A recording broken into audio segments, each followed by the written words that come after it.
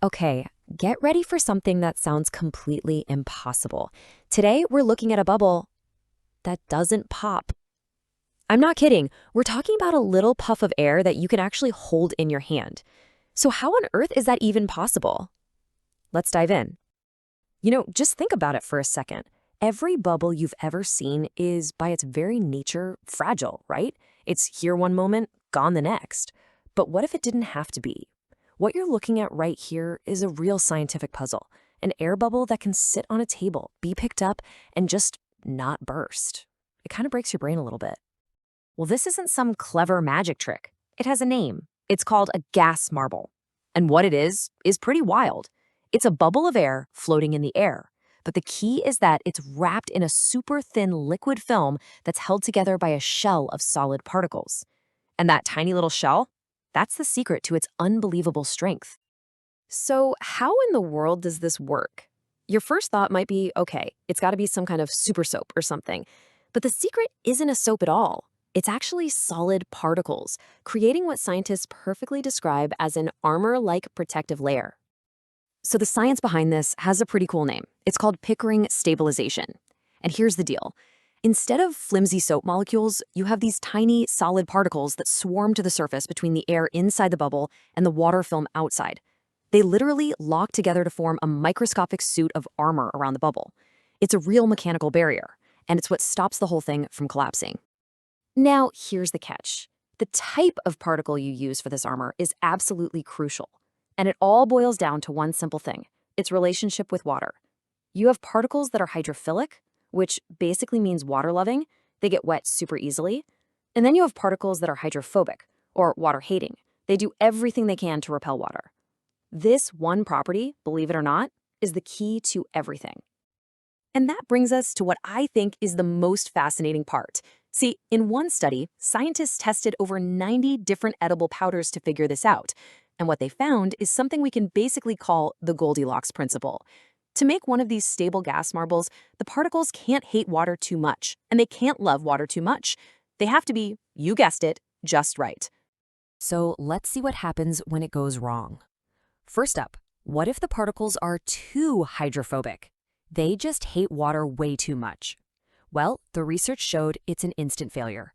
The bubble bursts the second it touches that particle layer. The particles are so water repellent, they actually tear the water film apart. No armor for you. Okay, so what about the other extreme? What if the particles are too hydrophilic? They love water just a little too much. Well, they don't even bother staying at the surface. They get totally soaked and just sink right down into the water, leaving the poor bubble completely naked and unprotected. Again, no armor. Total fail. So the magic bullet, the secret sauce, is finding that perfect middle ground, an intermediate wettability. You need particles that are balanced. They get partially wet, enough to stick to the water's surface, but not so much that they sink. This just right Goldilocks property lets them sit perfectly at that air-water boundary, ready to snap into place and form that amazing protective shell. And check this out. This table just lays it all out beautifully. Look at the data they gathered. Stearic acid, highly hydrophobic, fails. Paprika, highly hydrophobic, fails. But then you get to cocoa powder and curry powder, both sitting right in that just right intermediate zone. Bingo. They form perfect stable gas marbles. The pattern is crystal clear. Okay, so now we know the secret recipe, but what's the payoff? What can these super bubbles actually do? Well, the properties you get from this particle armor are, honestly, they're just astonishing. The reason they're so ridiculously strong, as this quote from the research explains, is that the particles don't just loosely coat the bubble, they actually get jammed together and interlock, creating this dense, almost solid shell. It's less like a delicate film and more like a tiny, microscopic geodesic dome. So how stable are we talking about? Get this. Researchers found that some of these gas marbles were still perfectly intact, sitting at room temperature for over 260 days. That's nearly 9 months for a single bubble, just sitting there not popping. It's incredible. They're also ridiculously heat resistant. Gas marbles made with cocoa or curry powder can handle temperatures up to 150 degrees Celsius. That's 50 degrees hotter than the boiling point of water, and they just hold their structure. And what about physical abuse? This might be the wildest part. If you let a cocoa gas marble dry for about 24 hours, that particle shell gets even harder. So hard, in fact, that you can drop it from 2 meters high, and it can bounce. I'm going to say that again, a bouncing bubble. Now, all of this sounds like super advanced, futuristic material science, right?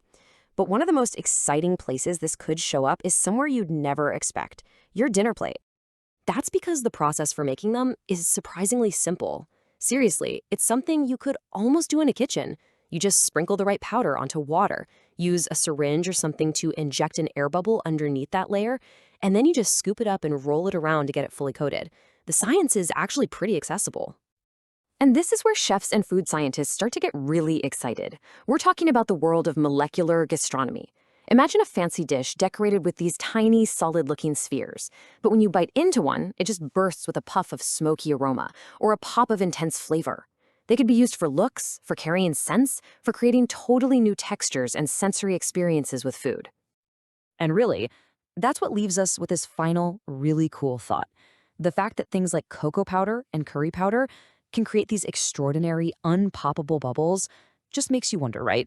What other impossible materials are just hiding in plain sight, sitting right there in your kitchen pantry, just waiting to be discovered?